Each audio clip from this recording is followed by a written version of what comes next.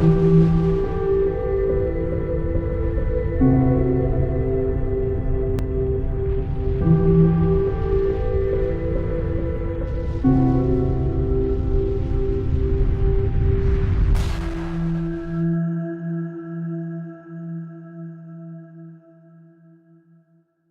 les amis, nous sommes le vendredi 17 juillet 2020 et comme vous l'avez vu en introduction, cette fois-ci j'ai mis en introduction, ben oui, hein, le virus il est parti, ça c'était le docteur Meda Stadl, donc quand même ancien directeur de l'Institut d'immunologie de l'Université de Berne et professeur émérite.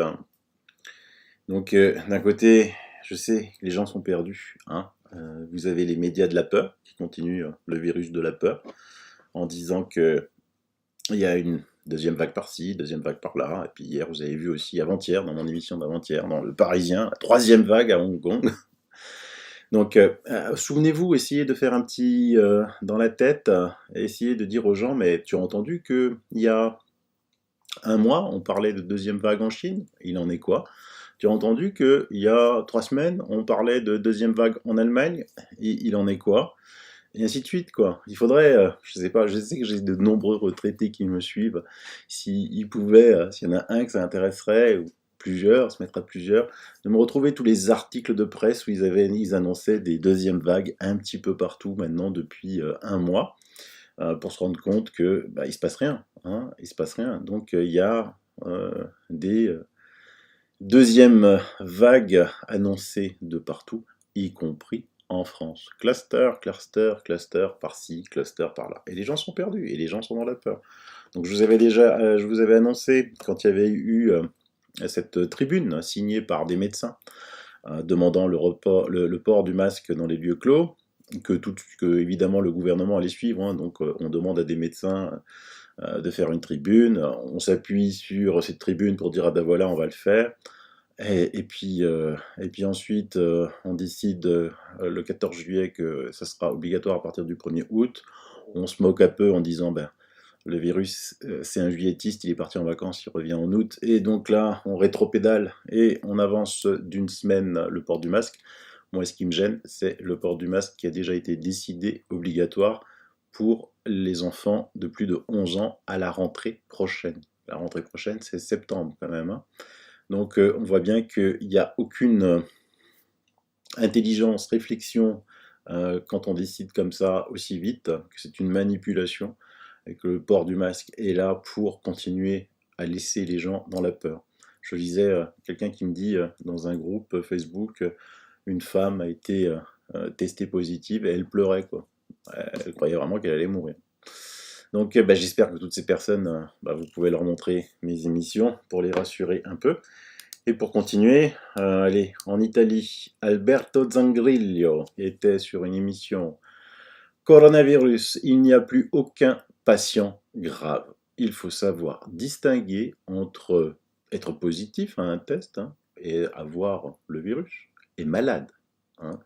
Et donc, bah lui, c'est pas quand même pas n'importe qui, puisque je vous rappelle qu'il est professeur en soins intensifs et anesthésiste, mais à l'hôpital San Rafael di Milan, là où il y a eu la plus grosse vague qu'aucun hôpital en France n'a connue, hein. Et donc lui, il voit les patients arriver positifs, ben, ils vont bien, hein.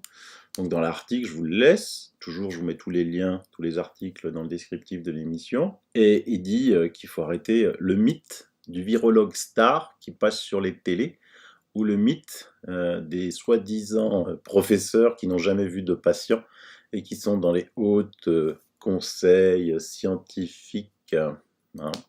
Et lui dit que en ce moment, il n'y a aucune personne, ni dans les formes moyennes, hein, ni dans les formes graves, d'accord? Et il y en a de plus en plus qui disent, mais lui, il a raison. Moi, j'ai fait le tour un petit peu hier de différents médecins en France, hein. Vous savez que maintenant, j'en connais plusieurs. Et ben, oui, il y a des positifs, hein, il y a des positifs, et puis, point barre, il se passe rien, hein. Et une fois de plus, j'invite quiconque me prouverait le contraire. Je lui ouvre ma chaîne, hein. Donc je ne suis pas comme les médias de la peur qui n'invite que des médecins payés par Big Pharma. Même quand ceux-ci disent qu'ils ne sont pas payés par Big Pharma, puis qu'on découvre qu'ils ont des lettres, des revues financées par Big Pharma. C'est vraiment foutage de gueule devant tout le monde. Mais il y a aussi un rapport que je vous mets, diminution de la mortalité hospitalière chez les patients atteints de pneumonie au Covid-19. Donc c'est tout un article assez scientifique qui disent, bah oui, bah voilà, la forme grave qu'on a connue au mois de mars, attention, moi je dis pas, j'entends ici et là que il y en a qui remettent en cause le virus, je n'ai jamais remis en cause le virus, je l'ai vécu. Donc le virus, le génome a été décrypté, c'est pas une fantaisie, parce qu'il y en a qui me disent oui, mais toi Sylvano, je connais un tel qui est mort du virus. J'ai jamais dit le contraire.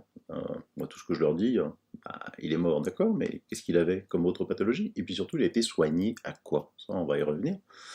Soigné à quoi? Parce que si on lui a dit de rester chez lui avec du paracétamol, oui, forte chance, s'il avait d'autres pathologies, qu'il meure.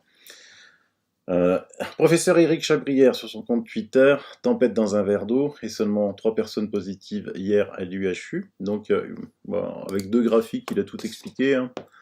Ici, c'est le nombre de personnes positives en France. Donc vous voyez que vous aviez des pics le 14 mai 2020. Vous voyez, c'est en dents de scie. En fonction de quand on fait les tests, on s'aperçoit que si les bas de courbe, ça doit être les dimanches. On fait moins de tests. Parce que c'est pas possible qu'il y a une courbe aussi sinusoïdale comme ça. Et en plus, ce qui manque dans ce tableau, c'est le nombre de tests que l'on fait par jour. Parce qu'au début, à mon avis, en mai, on en faisait beaucoup moins que là, en ce moment, en juillet. Donc on voit qu'en mai, en faisant beaucoup moins, il y avait beaucoup de personnes positives. En juillet, en faisant beaucoup plus, il y en a un petit peu moins qu'en mai.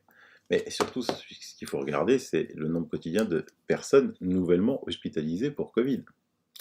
Le tableau, il est très clair. Donc, les personnes que vous êtes déclarées positives, vous n'allez pas mourir.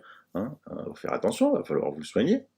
À propos des soins, vous savez qu'on a mené une action en justice tous ensemble sur la liberté de prescrire auprès du Conseil de l'État. On avait été retoqué une fois, on a été retoqué 2 fois. Mais on a l'impression quand même que cette action a fait peur, car sans aucune publicité, sans rien du tout dans la presse, personne n'en a parlé. C'est une fois de plus ceux qui cherchent la vérité comme nous, qui ont dégoté tout ça. Il y a eu un arrêté, le 11 juillet, qui modifie de nouveau absolument beaucoup de choses. Alors c'est un peu complexe, puisque aux dernières nouvelles, on en était à l'arrêté du 26 mai, qui créait le nouveau régime après l'étude complètement honteuse du Lancet. Donc, Lancet fait une étude honteuse, le gouvernement fait un arrêté. Effectivement, l'article 36 abroge l'article 6.1 sur le Rivotril. Le Rivotril, c'est ce médicament qui permettait d'abréger les souffrances, des personnes âgées dans les maisons de retraite. En gros, comme elles n'avaient pas le droit d'aller se faire soigner à l'hôpital et qu'elles se mouraient, un médecin avait le droit de lui injecter du Rivotril pour mettre fin à ses souffrances et la faire mourir. Et l'article 6.2 sur l'hydroxychloroquine. Et donc c'est assez vicieux parce que comme ça, sans faire de bruit, le gouvernement a abrogé le fait a abrogé l'autorisation aux médecins de donner de la Rivotril, donc la mort, aux personnes âgées, et a remis l'hydroxychloroquine sur le marché. J'ai rien vu sur l'azithromycine encore, donc on est en train avec les avocats d'étudier tout ça, de voir s'il n'y a pas des sous-articles un petit peu partout. Mais n'empêche que le premier de la décryptage, c'est que la liberté de prescription pour l'hydroxychloroquine, ils ont le droit de le faire hors AMM, c'est-à-dire hors protocole, ce qui a été fait pour l'hydroxychloroquine. Donc par exemple, l'hydroxychloroquine, avant l'arrêté du 26 mai, si quelqu'un avait une polyarthrite rhumatoïde, médicament que l'on donne, hydroxychloroquine, pour ces personnes qui ont cette maladie-là. Ça s'appelle AMM. Elle a été faite pour ça. Donc là, attention, c'est pas bien grave parce que ça coûte rien, mais si un médecin peut prescrire l'hydroxychloroquine pour un patient atteint de Covid, le médicament n'est pas remboursé, puisqu'il est hors AMM. Si le médecin n'indique pas hors AMM, il y a des dénonciations possibles par le pharmacien auprès de la caisse primaire d'assurance maladie, et le médecin devra rembourser le coût à la caisse primaire d'assurance maladie. C'est pour l'instant un peu hyper pervers, on n'a pas eu le temps de tout étudier avec les avocats. Néanmoins, le paracétamol a été mis en AMM pour le Covid, parce que évidemment il y en a qui disaient mais attendez, le paracétamol non plus, et hors AMM, parce que vous saviez, il disait restez chez vous, prenez du paracétamol. Marqué nulle part sur la boîte que c'est fait pour le Covid-19, hein. Et donc ils l'ont mis aussi pour se protéger, le paracétamol, dans l'AMM. Ils affinent la stratégie, on dirait, en fonction des plaintes qui arrivent chez eux. Hein, donc ils prennent certaines plaintes, ils attendent un peu, ils les rejettent, et puis ils corrigent en fonction de ces plaintes. C'est aussi une méthode. Hein. Et comme ils ont aussi autorisé le remdesivir, peut-être qu'ils voulaient aussi se protéger par le fait de dire attendez, le remdesivir, pourquoi lui, qui n'a aucune étude, on y reviendra un peu plus tard dans l'émission, et pourquoi pas toujours l'hydroxychloroquine? Ça aurait été un petit peu trop gros, quoi. Donc ils l'ont remis, mais il faut faire attention. Hein. On va encore lire tous les articles, parce qu'avec eux, vaut mieux se méfier. Et maintenant, pour se réconforter un petit peu plus, parce qu'on entend qu'il y a de nouveau des cas positifs. Oui, oui, oui, mais dans mes émissions depuis 3-4 jours, je vous dis que aujourd'hui, les échanges se font, hein, 36% de nouveau il y a 4 jours au niveau des flux d'avions, c'est-à-dire que par rapport à avant Covid, il y a 36% des avions qui circulent de nouveau.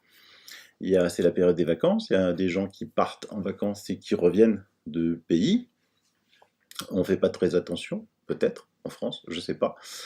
Et ben on va écouter quel lieu de métissage, quel lieu le plus en contact avec l'Afrique que la fantastique ville de Marseille. On va écouter le professeur Parola, quelques minutes, nous expliquer ce qui se passe.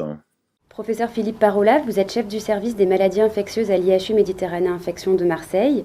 Nous sommes le 16 juillet. Pouvez-vous nous faire le point sur l'épidémie de Covid-19 ?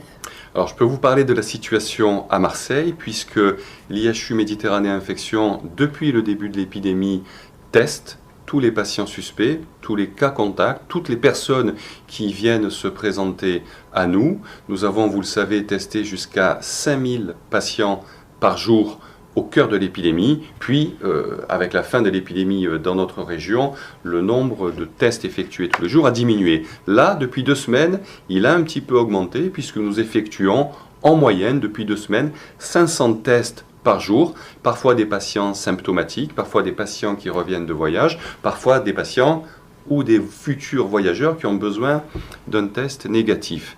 Qu'est-ce qu'on constate? On a entre 0 et 26 positifs par jour. En moyenne, ça fait 6 patients positifs par jour, donc une petite augmentation par rapport aux 6 semaines qui viennent de s'écouler. Mais après, il faut analyser ce qu'on a. Ces patients positifs, au jour d'aujourd'hui, sont essentiellement des voyageurs, des gens qui reviennent de pays où l'épidémie n'est pas encore maîtrisée, ou des personnes qui sont liées au voyage ou au transport, et enfin des cas contacts de proximité, familiaux ou vivant dans des conditions un peu plus de promiscuité avec ces voyageurs qui reviennent de l'étranger, essentiellement pour nous d'Afrique. Voilà où on en est pour les cas qui sont suivis en ambulatoire ou qui sont hospitalisés. Nous avons au jour d'aujourd'hui 10 patients hospitalisés dans un état qui est rassurant et qui ont ce profil donc qui chez nous concerne et qu'on appelait avant la médecine des voyages. Donc heureusement qu'en France, on a l'IHU de Marseille. Ça fait du bien, ça fait du bien. Hein. Je vous rappelle que l'IHU de Marseille, c'est pas que le professeur Raoult, c'est 482 personnes. Donc là, vous avez vu, je vous ai présenté professeur Chabriard, professeur Parola. il y en a bien d'autres, et au moins, il reste les pieds sur terre. Inscrivez-vous sur la page YouTube de l'IEHU Méditerranée, et que les gens regardent, ça les rassurera. J'ai fait donc une émission il y a 2 jours où je disais que les hôpitaux étaient vides. Vous avez été nombreux à commenter. J'ai pas eu le temps, hélas, de lire tous les commentaires, mais j'en ai lu quelques-uns. Donc là, j'ai été en consultation cardiaque cet après-midi à l'hôpital de cardiologie à Nancy-Brabois. Aucun affichage d'obligation à porter un masque, quelques rares personnes, dont moi, sans masque. On a été regardés comme des pestiférés par les gens masqués, et ça m'a bien fait rire. Arrivé devant l'infirmière qui m'a accueilli, je n'avais pas de masque, aucune réflexion. Idem devant mon cardiologue, pas de réaction. Je lui ai demandé si le port du masque était obligatoire dans cet hôpital, il m'a répondu pourquoi obliger quelque chose qui ne sert à rien. Apparemment, la direction de l'hôpital a refusé l'obligation à porter ce truc. Voilà mon témoignage, merci. Je tiens à dire que beaucoup de médecins, si c'est pas la grosse majorité, pensent comme ce pneumologue, d'accord? Sauf évidemment, on ne peut pas trop le dire en public parce que on nous a dit que les masques allaient être obligatoires. D'ailleurs, même moi, j'aurais plus le droit de critiquer le masque à partir de lundi, puisqu'il sera obligatoire, et donc je serai pénalement responsable si je dis qu'il ne sert à rien. Il faut le faire attention ici à ce que l'on dit, c'est ça, hein. Donc là, on va en profiter quand même. Et donc, quelqu'un qui lui répond « Mais incroyable, une amie totalement dans la peur m'a dit tout à l'heure, il y a des recrudescences d'hospitalisation à bras-bois. » Entre parenthèses, selon la télé. Et ma chère Annette, si il y avait des recrudescences d'hospitalisation à bras-bois, crois-moi que la télé serait dedans, hein, comme ils l'ont fait dans quand il y avait le pic de l'épidémie, où vous voyez ces télés filmer des infirmières en pleurs qui devaient se sélectionner parce qu'ils n'avaient pas assez de lits de réanimation, hein, qui sauver, qui ne pas sauver. Ils seraient dedans, hein, et vous avez déjà vu les images. Et on lui répond absolument pas, il n'y a même plus de service Covid. Quelqu'un qui répond mais c'est hallucinant, quoi. Mais oui, mais ça c'est la réalité. Ici c'est les vraies news avec vous. Ce que vous lisez dans les médias, sur la télé, sur les radios, dans les journaux, c'est les fake news, il faut bien le savoir, hein. C'est pour ça que je mets mon bandeau fake news, Sylvain Trotta. Quelqu'un qui dit « J'étais chez mon médecin cet après-midi sans masque et lui non plus, il est furax de tout ce cirque et me dit que quand il voit tous ces masqués et content de l'avoir, il devient fou. Pour lui, le gouvernement veut se débarrasser de son stock de masques et ne veut pas avoir l'air stupide devant nous, je cite, aucun patient n'est mort du Covid, mais des pathologies préexistantes. Ça fait maintenant 3 mois que je vous le dis, hein, en vous présentant ces médecins légistes allemands qui n'ont détecté, c'est des médecins légistes, hein, c'est pas, ah non, c'est pas vrai, c'est pas Sylvain Trotta, qui disent que quand ils ont autopsié, il n'y en a aucun qui est mort du Covid. Je vous ai présenté aussi les médecins légistes italiens, qui eux ne sont pas à 100%, mais à 99,2% de patients affectés à la mort Covid qui ne l'ont pas été. J'ai failli lui demander s'il regardait les vidéos de Sylvano, il ne voit plus de patients Covid depuis longtemps. Par contre, il voit beaucoup de gens fatigués et déprimés, et oui, et c'est ça qu'ils veulent. Hein, parce que je vous sens aussi, vous qui me regardez, qui êtes éveillés, fatigués, déprimés, en colère, parce que vous n'arrivez pas à éveiller les gens. Et je sais, mais c'est une bataille de longue haleine, c'est pas une bataille que l'on peut gagner comme ça. Eux, ils ont tout, ils ont les médias de la peur, ils ont les télés de la peur, ils ont les radios de la peur, ils ont les journaux de la peur, sauf François et André Berkoff sur Sud Radio. Ils ont les milliards, ils ont les banques, ils ont les Big Pharma, ils ont les médecins affiliés à Big Pharma, ils ont tout. Ils sont pas nombreux, hein. Nous on est nombreux, mais hélas, ils ont tous les moyens. Donc il faut continuer. Progressivement, on est quand même de plus en plus de gens éveillés. Tiens, je l'ai dit, cette émission, un livreur UPS que j'ai rencontré aujourd'hui, j'ai discuté avec lui, et il m'a dit crois-moi, il y a plus de gens éveillés que tu ne penses. Moi, je veux bien le croire, mais c'est vrai qu'il y a beaucoup de gens qui sont dans la peur. Je suis allé voir mon médecin sur la salle d'attente, il affichait « Le confinement est fini », et il m'a dit « C'est exagéré, c'est une grippe ». Je suis ambulancier, j'étais dans un hôpital de ville à Libourne en Gironde. Il n'y a rien de dramatique, je dirais même qu'il y a moins de monde que d'habitude. Pourtant, il disait aussi que cluster en Aquitaine. Donc j'ai appelé le docteur Eric Mena. Bon, il est en congé. Souvent, vous me demandez que font les médecins là. Bah, c'est-à-dire que les médecins de plateau de télé, ils n'ont pas tellement bossé, quoi. Ils sont pas très fatigués, ils vont partir en vacances en août. Bon, ils ont fait leur tribune sur les masques là. Hein, on va plus trop les voir. Par contre, les médecins là, hein, le professeur Perron, le professeur Raoult, ils étaient au charbon. Hein. Et donc là, je crois qu'ils ont quand même un peu besoin de repos. Ils peuvent pas être tout le temps parce que là, ils ont bossé jusqu'à pas d'heure. Hein. Ils ont eu de sacrées semaines sans samedi et sans dimanche. Hein. Je ne parlerai pas des nombreux EHPAD où je peux travailler comme entreprise extérieure qui ne possèdent plus du tout de services Covid, qui ont leurs résidents dans une forme normale pour leur âge. Des gens de l'entretien avec qui je travaille m'ont confirmé que beaucoup de personnes âgées n'ont pas reçu leurs soins en hôpital durant mars-avril, car les hôpitaux ne le voulaient pas, bien sûr. Hein, c'était même un décret, je pense, et puis surtout, on a autorisé l'injection de Rivotril. Hein, mais tout ça, on n'en parle pas, on continue à faire la preuve, la peur. Chez mon médecin, c'est masqué obligatoire. C'est la deuxième fois que j'y vais depuis mars et ne le met pas. Je lui ai dit ce que j'en pense quand il m'a vu. Il m'a dit alors tu ne mets pas de masque. Je lui ai dit non et il ne m'a pas obligé. La Mayenne, il y a un gros cluster en Mayenne. Merci pour ton boulot Sylvano, je suis de la Mayenne. Ça panique, mais personne à l'hôpital. C'est juste énorme. Salut à toi Sylvano, un bonjour de Kiev, ou en Ukraine, où la situation semble ressemblante à celle de la France. Coronapsychose et débordements étatiques sur le port du masque, hôpitaux vides, mais statistiques alarmantes sur les médias officiels et un manque d'action et de réactivité préoccupant pour la plupart des gens. Une caricature pour ta collection. Je rappelle que ce que l'on vit en France, c'est mondial. Hein. C'est-à-dire que quasiment du jour au lendemain, les masques ont été obligés partout. Hein. Alors, c'était pas le même jour, sinon ça se verrait un petit peu trop, même pour les endormis. Mais on va dire que sur une période de 2 semaines, ça a été partout. Partout, partout. Alors, quand je dis partout, je vous ai montré déjà dans mes précédentes émissions comment on gonflait les chiffres, en premier en Italie, hein, puisque en Italie, entre ceux qui étaient morts du Covid et ceux qui sont réellement morts du Covid, vous avez vu, le ratio était vraiment très faible. Ensuite, on avait fait l'émission avec mon ami Christophe Brana au Brésil. On a vu que 4 États sur 23 qui étaient des États anti-Bolsonaro avaient 82% de morts. Il y en a qui m'ont dit non, qu'il y a déjà qui disent que c'était des fake news. Mais non, c'est des trucs réels. Hein. On avait tous les documents dans l'émission.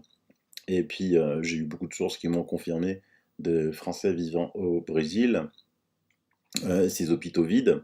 Ensuite, on a eu la confirmation, même aux États-Unis, je vous disais dans l'émission d'avant-hier, en Floride, 100% de positifs. On gonfle les chiffres absolument partout, et puis là, on gonfle les chiffres en Angleterre.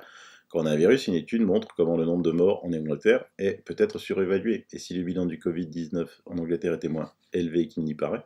Alors je vous mets dans les liens l'article. Hein. Vous pouvez le lire, traduire, ça ne sert à rien que je vous le mette là, parce que c'est très vite résumé. En gros, vous faites un test, vous êtes positif à ce test. Donc dans la plupart des cas, hein, je vous rappelle qu'on peut être positif et n'avoir aucun symptôme. On est ce qu'on appelle asymptomatique. Hein. 80% des personnes sont asymptomatiques, il faut les rassurer, à ce Covid. C'est-à-dire qu'ils sont positifs, mais ne le déclarent pas. Ça, c'est des chiffres officiels que personne ne remet en cause. Sauf que vous mourrez 2 semaines plus tard d'une crise cardiaque, d'un AVC. Sylvano Trotta, il est mort d'un cancer, d'une crise cardiaque, d'un AVC. Ah oui, mais il était positif au Covid. Donc on le met dans la case Covid. C'est pour ça que j'ai toujours été trouvé bizarre que le nombre de morts en Angleterre. Et pour confirmer tout ça, j'ai eu un commentaire sur ma chaîne. Donc là, il dit je suis consultant dans un gros hôpital régional du Surrey. Donc je vais pas tout vous lire. Il dit notre hôpital s'attend. Si quelqu'un veut tout lire, il appuie sur pause, hein, parce qu'il y en a qui me disent tu restes pas assez longtemps. Vous appuyez sur pause et vous lisez tout. Il dit que son hôpital peut accueillir 350 000 patients par an, mais qu'il en reçoit 95 000 dans une année normale. Et il dit que cette année, nous sommes à plus de 95% en dessous de tous ces chiffres. En fait, l'hôpital a été pratiquement vide pendant toute cette période de l'année. Bah oui, parce qu'on ne pouvait plus rentrer à l'hôpital si on voulait se faire soigner pour toutes les pathologies qu'un hôpital soigne d'habitude à cause du Covid. Alors au début, le personnel qui a posé des questions à ce sujet s'est fait dire que nous étions utilisés comme une capacité redondante, retenue pour, il appelle ça le déluge, dont on nous a dit qu'il allait arriver. Il n'est jamais venu. Et lorsque le personnel a commencé à remettre cela en question, des commentaires comme pour le plus grand bien, pour protéger le centre, l'hôpital, sont venus d'en haut. Aujourd'hui, on nous dit simplement fermez-la, vous ne serez pas payé. Les quelques cas de corona que nous avons eus ont été testés à plusieurs reprises et chaque test est considéré comme un nouveau cas. Donc en fait, vous y allez, vous faites tester, vous êtes positif le jour J. Le lendemain, vous vous faites tester, vous êtes positif, vous comptez 2, 3, 4, 5. Et peut-être le 10e jour, vous êtes négatif, mais on vous a raconté 10 cas pour une personne. C'est comme ça. Hein. Cela signifie que les chiffres communiqués à l'Office national de statistiques anglais, Office for National Statistics Public Health England, ont été gonflés de façon presque exponentielle. Il se pourrait que les cas signalés dans les hôpitaux soient de 5 à 10 fois moins nombreux que le nombre de cas réels. Il n'y a pas eu de pandémie, cela explique en grande partie pourquoi les chiffres du Royaume-Uni sont beaucoup plus élevés que ceux de toute autre partie de l'Europe. Il appelle ça le Trust, le syndicat, a fait circuler des ambulances vides pendant le confinement et continue à le faire maintenant. Je veux dire par là que les ambulances circulent avec leur système d'alerte d'urgence actif. C'est juste exceptionnel ce qu'il est écrit. Hein. Évidemment, il n'y avait personne dedans.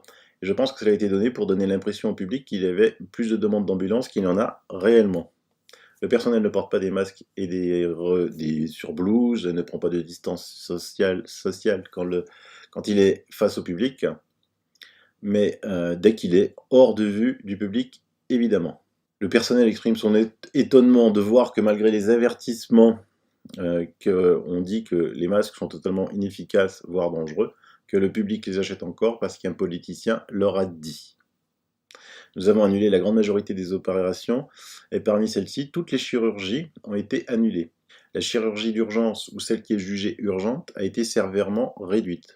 Le résultat est simple, au mieux les gens se voient refuser les soins médicaux de base et au pire on les laisse mourir, dans certains cas dans une grande détresse et dans la douleur.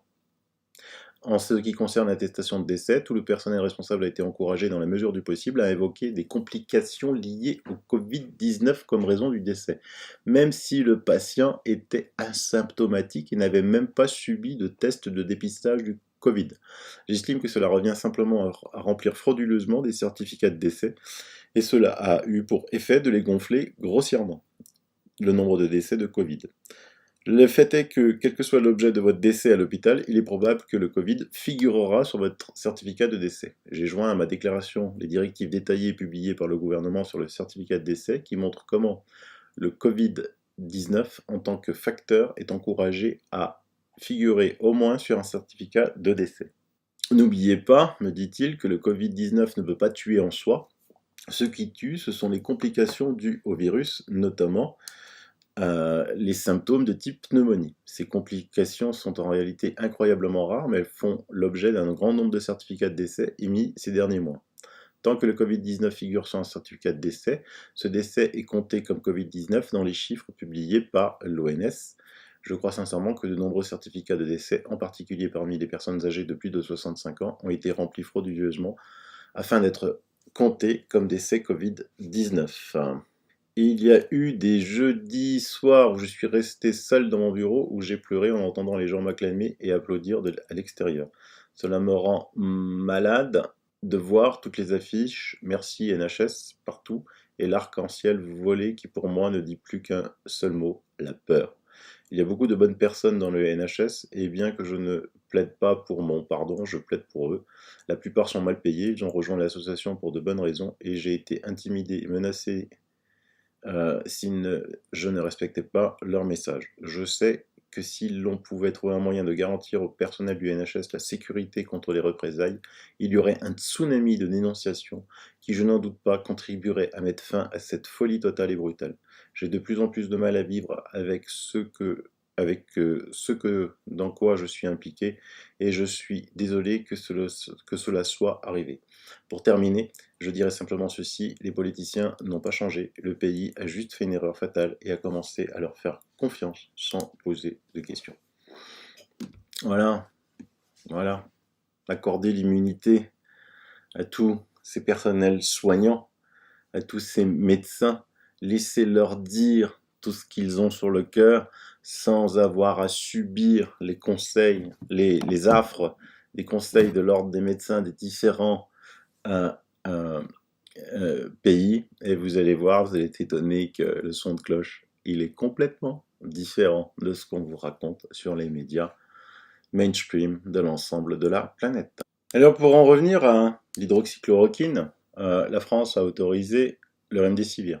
Il n'y a aucune étude prouvant que le remdesivir est bon pour le Covid, et non seulement il n'y en a pas, mais en plus toutes les études, alors études à la mode, randomisées, double aveugle, tout ça, hein, qu'on reprochait au Dr Raoult de ne pas avoir fait, hein. Il n'y en a aucune. Mais les pré-études qu'on a vues sur le remdesivir montrent qu'il y a des effets hallucinants sur les reins. Il y a eu des greffes de reins, que des enfants sont morts pour les médecins qui ont donné ce genre d'antiviral hyper puissant à des enfants, comme si les enfants risquaient quelque chose contre le Covid. Mais qu'est-ce que vous voulez, c'est Big Pharma, hein. Mais par contre, je vous remets l'excellente étude, pour ceux qui ne l'ont pas lu, hein, de François. L'hydroxychloroquine, une preuve irréfutable, l'hydroxychloroquine marche. Mais comment ils ont fait? Ils ont fait juste par une analogie, parce que vous savez que suite à la frauduleuse étude du Lancet sur l'hydroxychloroquine, celle sur 96 000 patients, celle où nous, les non-spécialistes, avons tout de suite vu qu'elle pouvait être que frauduleuse, où notre ministre de la Santé s'est précipité pour annuler l'hydroxychloroquine à cause de cette étude frauduleuse, suite à l'avis du Haut Conseil scientifique qui, lui, ne sait pas lire et qui ne l'a même pas lu. Ça a été pareil dans tous les pays, hein. À cause de cette étude frauduleuse, on a arrêté l'hydroxychloroquine. Rendez-vous compte, hein. Mais regardez, le problème c'est que la Suisse l'a aussi fait, mais la Suisse l'a remise. Nous, on l'a toujours pas remis. La Suisse l'a remise, et alors on s'est rendu compte, avec l'analyse de l'équipe de François, que, vous voyez, suspension de la délivrance de l'hydroxychloroquine, hop, reprise de la délivrance de l'hydroxychloroquine, mais qu'est-ce qui s'est passé? Il s'est passé un pic au niveau des morts. Donc ils disent, interrompons-nous la période où l'hydroxychloroquine a été interdite en Suisse, c'est-à-dire du 27 mai au 11 juin. C'est quand même long, hein, 27 mai au 11 juin, mais bon, c'est mieux que nous. Le 27 mai correspond à 5 jours écoulés après la parution de l'étude décriée de The Lancet, qui prétendait démontrer la toxicité et l'inefficacité de l'hydroxychloroquine. Les conséquences de cette publication ont eu une portée mondiale, entraînant la suspension de l'hydroxychloroquine et privant ainsi nombre de malades d'un traitement. Cette interdiction au prétexte de la précaution a sûrement fait bien plus de mal aux patients que nos ministres de la Santé l'ont dit. En regardant la courbe d'évolution de cet indice pour de la Suisse, on note une vague de surlétalité de 2 semaines du 9 au 22 juin, décalée d'une douzaine de jours par rapport à la période de suspension de l'usage de l'hydroxychloroquine par l'OMS. Ceci démontre sans réfutation possible l'effet de l'arrêt de l'utilisation de ce médicament en Suisse pendant les semaines qui précèdent l'interdiction. L'indice NRCFR fluctuait entre 3 et 5%. Quelques 13 jours après le début de la prohibition, l'indice augmente considérablement pour se situer entre 10 et 15% pendant 2 semaines. Quelques 12 jours après la fin de la prohibition, la létalité retombe à son faible niveau habituel. Nous cherchions un signal, une preuve, la voilà à la taille d'un pays comme la Suisse, pratiquement de la taille de l'Île-de-France. Et dans l'article que je vous mets, je vous laisse l'analyse sur la France. Comme ça, ça vous fait lire François. Mais vous savez, l'hydroxychloroquine, il y a je ne sais pas combien d'études sur l'hydroxychloroquine. Ici, je vous en mets encore une.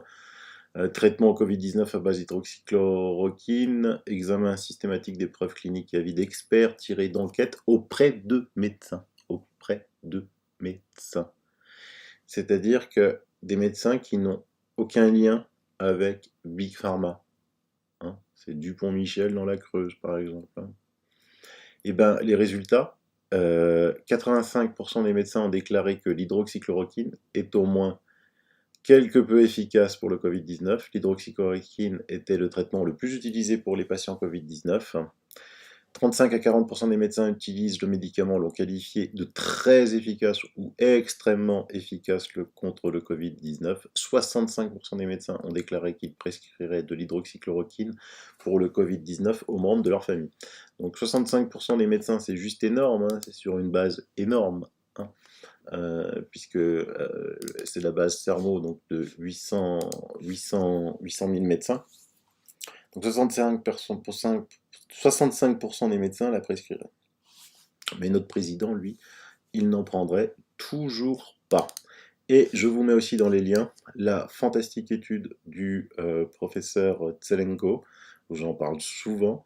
Donc lui, avec un traitement à base de hydroxychloroquine, azithromycine plus zinc, il a 99,1% de résultats. Il n'y a aucun vaccin au monde qui a 99,1% de résultats positifs. Je me suis même trompé, c'est 99,3, hein, 99,29 exactement. Et donc, il a fait quelque chose d'incroyable, on l'a traduit dans toutes les langues. Donc, je vous mets dans le lien, vous pouvez télécharger en langue française et lire ce qu'il dit sur le traitement hydroxychloroquine pour réveiller les gens avec des faits factuels. Ah bon, ça marche pas, on te l'a dit à la télé, tiens, lis.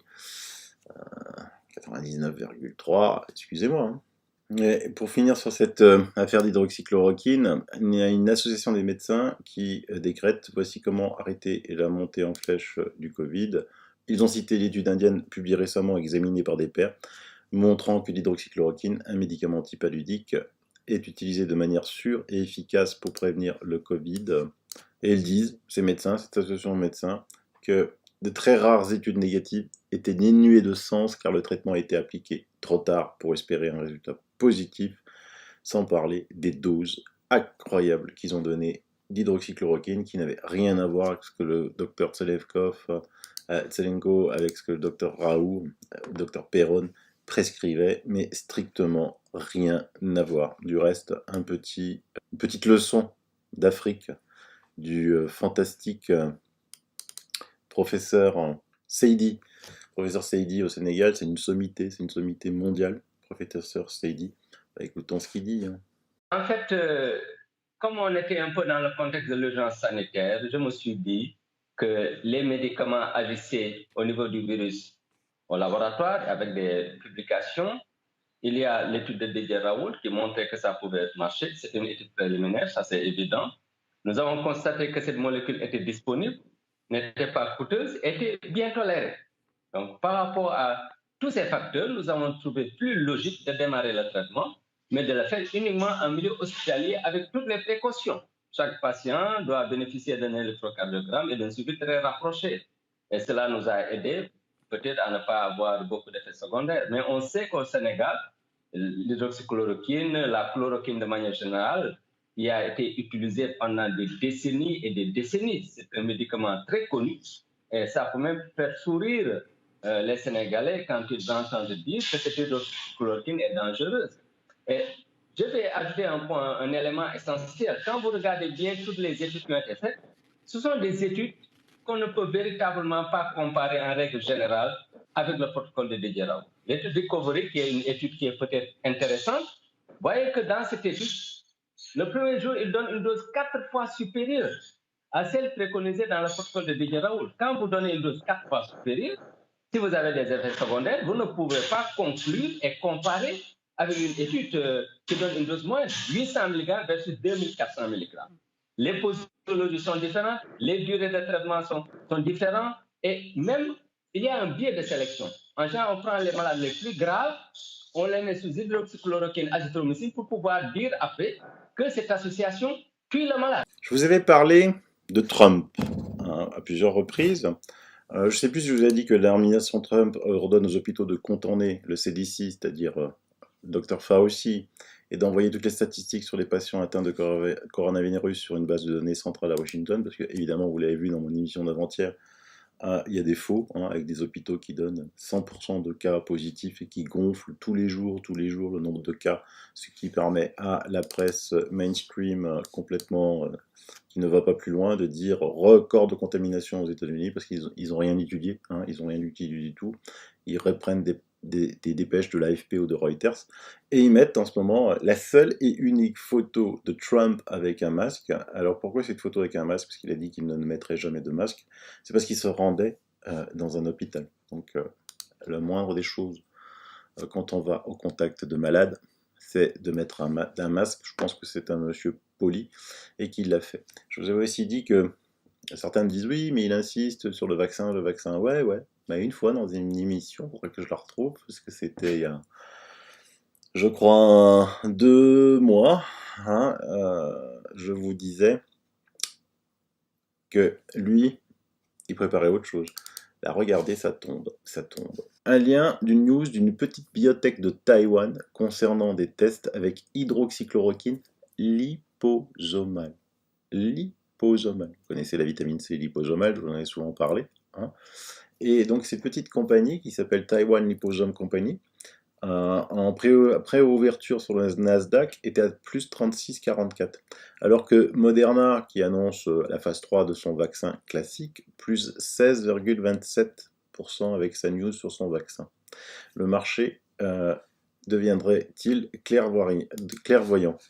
Ben oui, parce que le marché commence à se douter qu'avec tous ces laboratoires qui font la course au vaccin, avec toutes ces annonces, y compris Bill Gates qui dit, je vous l'ai montré dans une émission, qui dit on a un problème avec le vaccin parce qu'on ne sait pas traiter la réponse immune, et c'est la réponse immune du Covid qui est dangereuse, c'est pas du tout le Covid en lui-même, ça vous l'avez compris maintenant depuis que vous me suivez. Un manuscrit, je vous mets dans le lien, décrit comment l'hydroxychloroquine liposomale, alors le laboratoire s'appelle, je vous le rappelle, Taiwan Liposome Company, donc on va l'abréger TLC, peut offrir un avantage clinique et servir de traitement contre le Covid-19. Atteindre 30 fois l'exposition dans les poumons à une dose significativement plus faible tout en réduisant les toxicités systémiques et cardiaques. Et donc, en fait, en inhalant le liposomal, vous injectez l'hydroxychloroquine tout de suite dans les poumons, donc ça ne va pas atteindre le cœur, le foie. C'est absolument génial. Donc je vais suivre ça avec grand intérêt et je vous donnerai les résultats. Avant d'aborder les masques, il y a une autre fake news que je vois de partout. Je vous mets l'article. C'est on entend les gens disent ouais, il y a une nouvelle pneumonie au Kazakhstan. Donc là, je vous mets l'article sur la vérité sur l'étrange pneumonie du Kazakhstan. C'est une fake news chinoise, 100% chinoise. C'est juste le Kazakhstan, l'OMS et tout ça, on dit, mais ils nous attaquent sur des fake news. Là.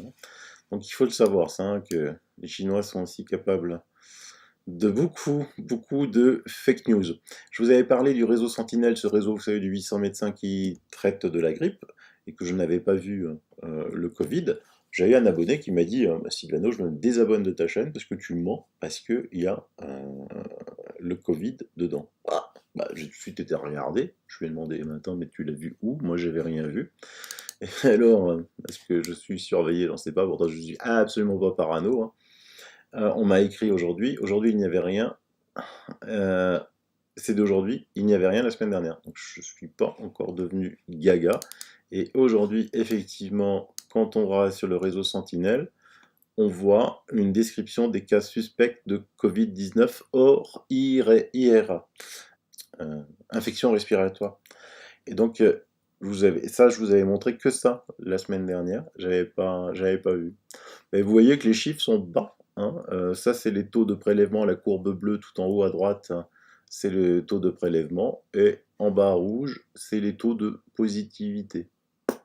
C'est pas énorme, c'est pas énorme du tout. Et si on va dans le dernier tableau, mais alors là, on n'est plus dans le réseau Sentinelle, c'est covidnet.fr. Ça, je connaissais le covidnet.fr, mais c'était pas rien à voir avec le réseau Sentinelle.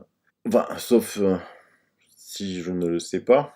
Alors déjà, ils disent qu'ils font une pause estivale. La surveillance, GrippNet, CovidNet s'est achevée dimanche 12 juillet et reprendra en fin d'été ou début d'automne, en fonction de la situation épidémiologique. Mais yahoo! On va pouvoir passer un mois d'août avec des masques, certes, mais tranquille. Donc, je vous laisse... je l'avais déjà mis, hein, le lien sur CovidNet.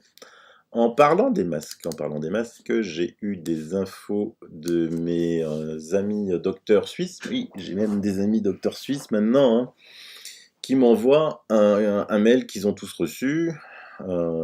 Cher et chers membres, nous vous rendons attentifs au message important du médecin cantonal ci-dessous. Nous vous prions de suivre les consignes du médecin cantonal et d'attendre ses prochaines consignes. Donc c'est effectivement la Société médicale du Valais. Donc les emails sont en français et en allemand. Ils disent quoi? Des analyses effectuées au HUG, donc c'est l'hôpital universitaire de Genève, hein, ont révélé la présence d'Aspergillus fumagutus, champignon potentiellement dangereux pour la santé des personnes immunodéprimées, dans certains lots de masques de protection fournis par l'armée. Nous soulignons que ces masques ne présentent un danger potentiel que pour des personnes immunodéprimées. Voilà, donc c'est ces masques-là, mais d'un côté, on dit c'est des masques de l'armée, ouais, mais c'est la société 3M, hein, c'est quand même le leader mondial qui les fait, et c'est ces masques-là qui ont un champignon.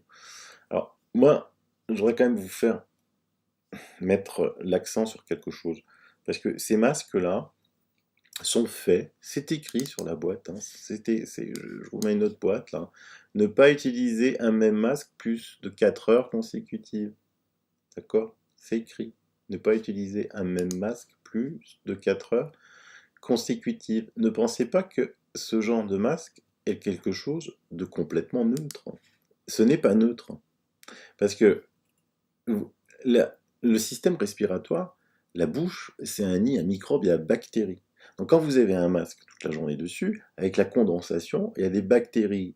Non seulement vous respirez moins d'oxygène, ça je vous l'ai déjà montré, non seulement vous respirez vos gaz carboniques, mais vous respirez des microbes et des bactéries et des virus que vous éjectiez. Hein. Je vous ai fait aussi l'émission avant-hier sur le nombre de virus et bactéries qu'il y a au mètre cube, c'est juste assez impressionnant.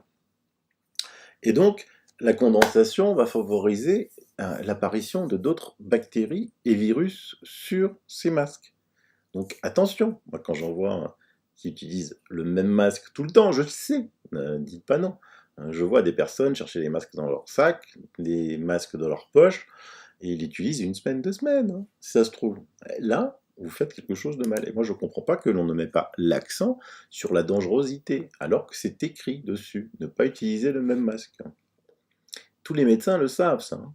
Et puis après, vous avez la gestion des déchets. Parce qu'on dit, ouais, on va faire de l'écologie. Ah, super. Et ensuite, ces masques, ils sont traités comment? Les gens les jettent. J'en vois des fois par terre, dans la rue, ça c'est dégueu. Mais dans les poubelles. Alors qu'en vrai, un masque devrait être mis dans un sachet plastique, fermé et retraité. Mais là, ils vont où, ces masques? Vous avez une idée? C'est incinéré? C'est incinéré chez vous, tous les déchets? Chez moi, ils ne sont pas incinérés, hein. Ils sont enterrés. Quand je dis ça, je dis rien. Mais voilà, sans oublier les pauvres gens qui sont obligés de supporter ça. Une amie à moi tient une pizzeria avec la chaleur du four à bois. Elle a déjà fait deux malaises importants avec le masque. Impossible pour eux de le retirer. Réglementation oblige. Quelle aberration, mais franchement, mais quelle aberration. Vous avez le Figaro qui nous dit, qui fait la pub sur les masques, hein, mais c'est marrant, en même temps, il est très clair. Il protège l'entourage d'un malade.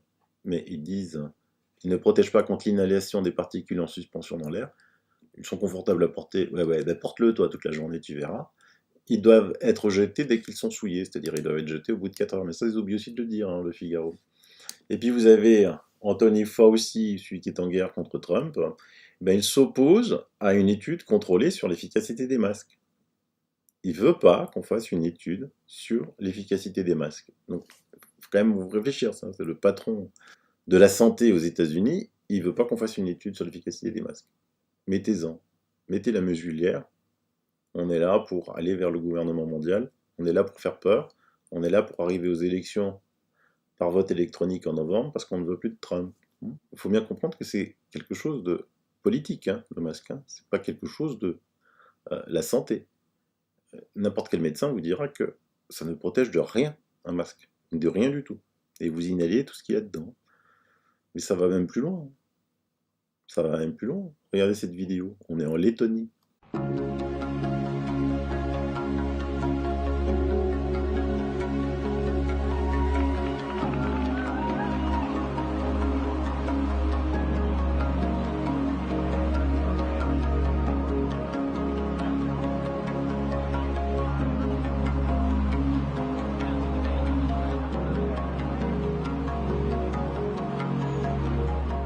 Allez, quelques belles nouvelles quand même. Vous avez en Italie.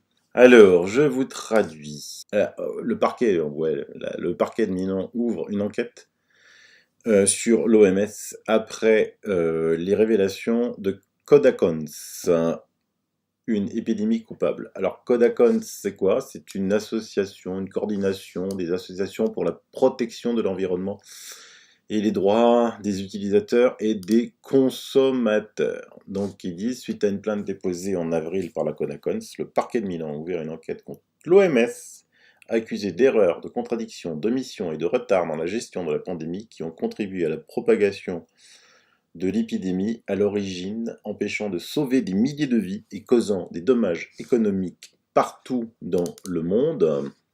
Ils avaient l'obligation de fournir des informations précises, opportunes, indépendantes pour faire des recommandations et prendre des décisions. Et l'OMS, en la personne du directeur de Tedros Adhanom Ghebreyesus, aurait pu avoir une responsabilité contribuant à la propagation de l'épidémie.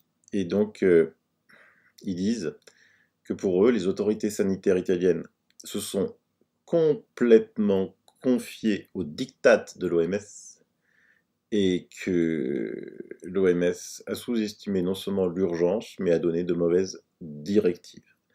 Voilà. Moi, je trouve que déjà le parquet a accepté. En Italie, vous savez, c'est beaucoup plus sévère qu'en France.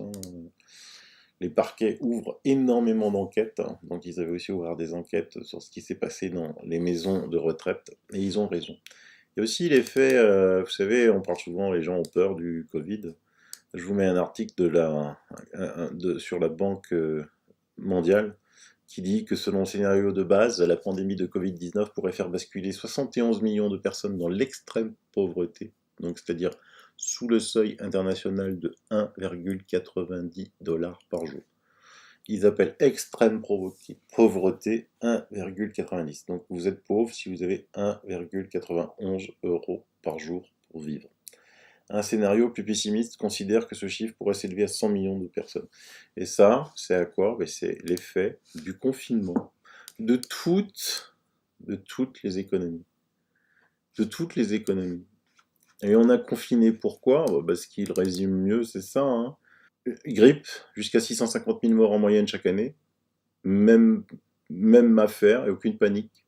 Cette historique collective a été créée de toutes pièces par l'OMS, les politiciens et les journalistes. Donc à ce jour, il y a 786 000 morts de Covid dans le jour.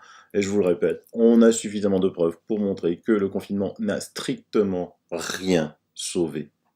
Pire, il y a les effets indirects du confinement, des gens qui n'ont pas pu être soignés. Sans compter maintenant une centaine de millions de gens qui sont dans l'extrême pauvreté, sans compter ceux qui étaient déjà dans la famine, qui sont morts à cause de ces politiques. On a pensé à sauver quelques personnes chez nous, sans penser aux dégâts colossaux qui sont faits dans les pays du tiers-monde.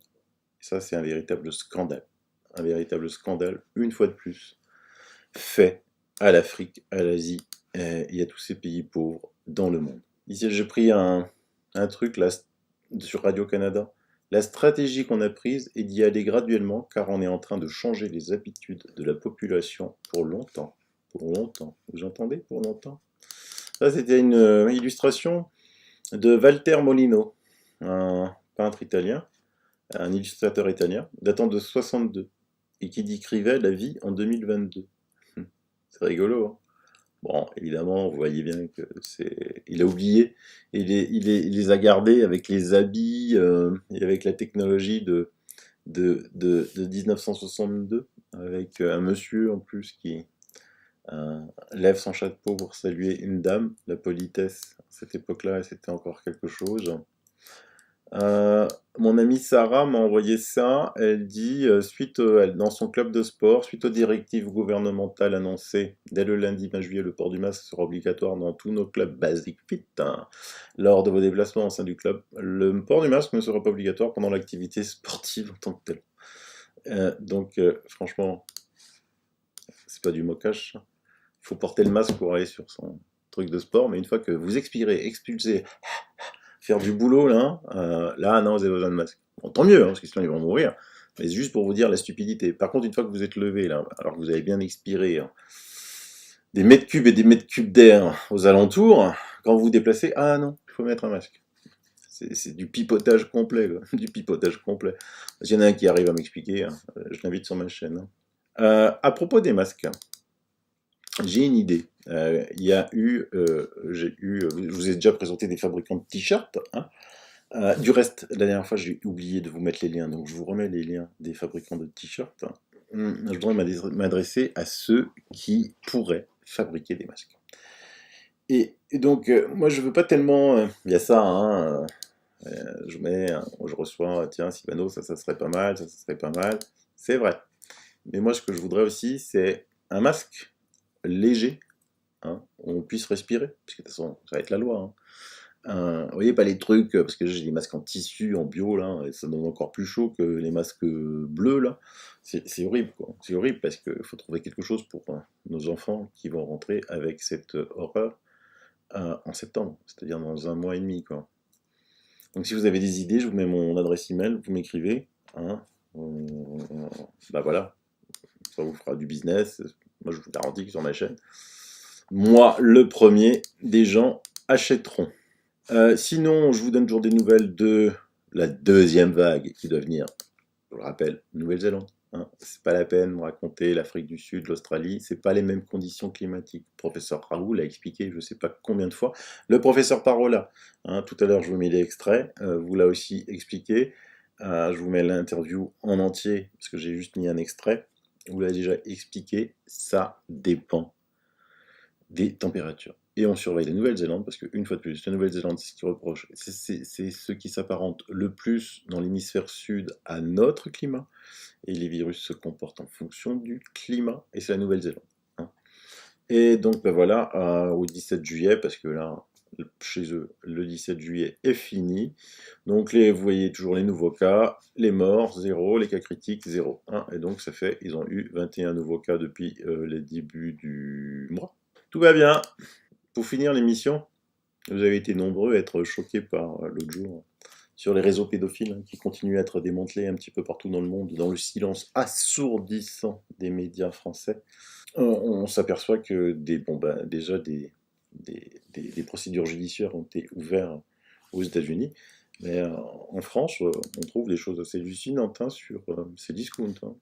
Donc un tapis câlin, tapis jeu Charles Taupe et Ciel, 15 750 €. Notez quantité 1. Quantité 1. Ça sera toujours quantité 1. Je vous mets Slapsh Toys, voilà, 21 161 € à la place de 53 608 €. C'est pas des fake news, c'est pas des copies d'écran, c'est pas quelqu'un qui s'amuse à faire ça. Quantité 1. Alors là, voilà, Macha et Mishka, jeu de construction, le chalet de Macha, à la place de 80 000 €, 29 617 €. Quantité 1. Ici, des tentes pique-nique, 9 999 €. Quantité 1. Ici, des lunettes unisex de fête, vue tropicale, 8 000 €. Quantité 1. Voilà. Cette émission est finie. Je vous souhaite un super week-end. Reposez-vous bien. Et puis, à la semaine prochaine pour de nouvelles aventures. La fille va aller faire les soldes. On va profiter. Parce que il n'y a pas encore obligation de masque demain, samedi. Je voulais vous remercier avant de vous quitter, de tous ceux qui m'ont écrit à propos des chevaux. Vous savez, les mutilations des chevaux que l'on observe en ce moment. J'ai pas eu le temps de tout lire, je vais lire ça ce week-end. Je vous en ferai un debrief la semaine prochaine. Et je vous laisse avec un petit clin d'œil. Il n'y a jamais eu autant de glace dans le pôle sud que depuis 1980. C'est énorme, le gain de glace de l'Antarctique. Vous savez, quand on vous raconte que le réchauffement climatique, les pôles se fondent, tout ça pour encaisser des milliards et des milliards de taxes carbone. Il n'y a aucune incidence. Et d'après beaucoup de scientifiques que je suis, on se dirige plutôt vers une petite âge glaciaire, comme on a eu au Moyen-Âge, une petite ère glaciaire, que un réchauffement climatique. Voilà, allez, je vous laisse. Et passez un bon week-end. Reposez-vous bien. On a besoin de vous tous. On a besoin de nous. La semaine prochaine, avec toutes nos forces.